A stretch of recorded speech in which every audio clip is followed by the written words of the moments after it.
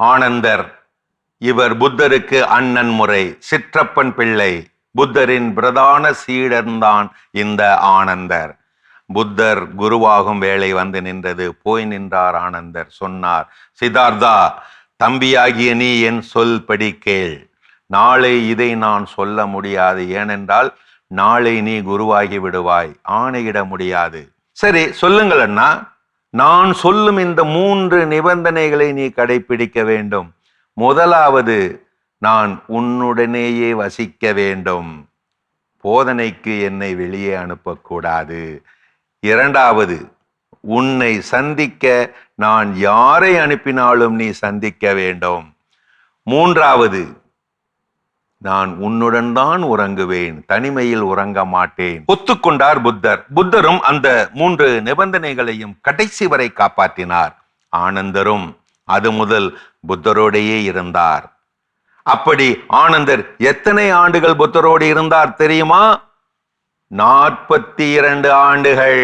எத்தனையோ பேர் வந்தார்கள், ஞானம் பெற்றார்கள், போனார்கள். ஆனால் ஞானம் பெறவே இல்லை இந்த ஆனந்தர். புத்தர் இறக்கும் புத்த பூர்ணிமா நாளும் வந்துவிட்டது.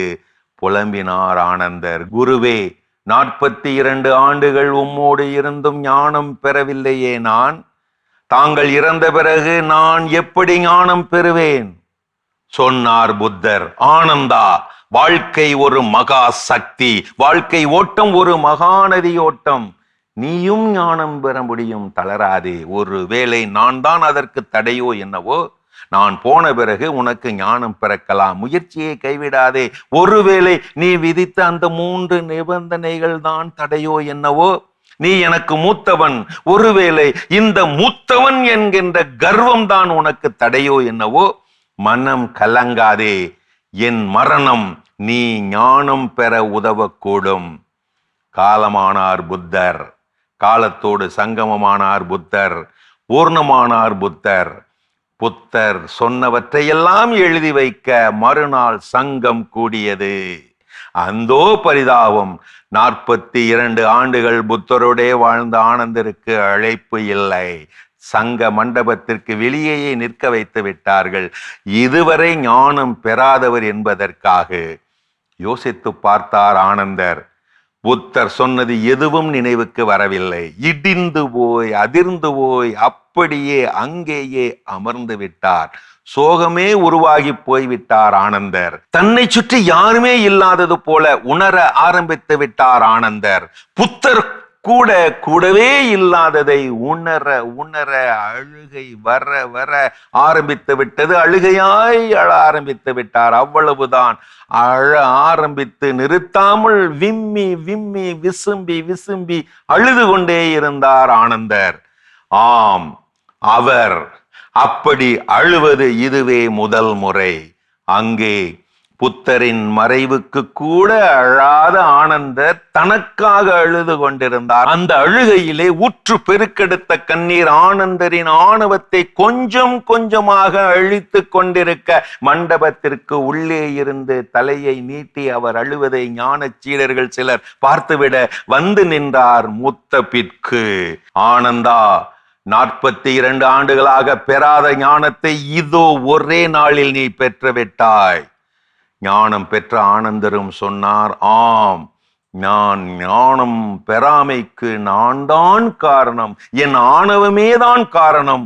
புத்தரின் மரணமே என் ஆணவத்தின் மரணமாகிவிட்டது. மாதா டிவியின் சொந்தங்களே, ஆணவம் அடைத்து வைக்கும் கதவுகளை அடக்க உணர்வே, அடக்கமான எண்ணமே அகல திறந்து வைக்கிறது. ஆம், இயேசுவின் சிலுவை மரணமும் அடக்கமும் எத்தனை பேருக்கு எழுச்சி, எத்தனை பேருக்கு வீழ்ச்சி. பவுலடியாரும் இப்படித்தானே முழங்குகிறார், உயிர்த்த கிறிஸ்து எனக்கு வாழ்வு, அவரே என் வாழ்வு, எனது சாவு எனக்கு ஆதாயமே. தன்னிடம் உள்ள எதுவுமே நிலையற்றது என்கின்ற உணர்வே ஆணவத்தை அழித்து போடும் பிரம்மாயுதம். தவறுகளை திருத்திக் கொள்வது அனுபவம். அனுபவம் வீழவிடாது.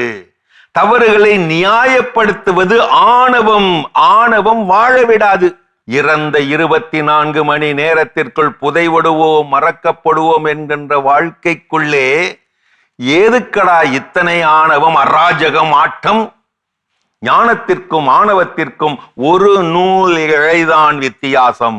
நம்மிடம் ஏதுமில்லை என்று நினைப்பது ஞானம், நம்மை தவிர ஏதுமில்லை என்று நினைப்பதுதான் ஆணவம். இப்படி சொல்லுகிறார் கவிஞர் கண்ணதாசன். நினைவில் வைத்துக் கொள்ளுங்கள் எனது நட்புறவுகளே, தான் என்ற ஆணவம் கொண்டவர் சுயநலத்தில் முன்னேறுவாரே தவிர சுய சரிதையில் அல்ல.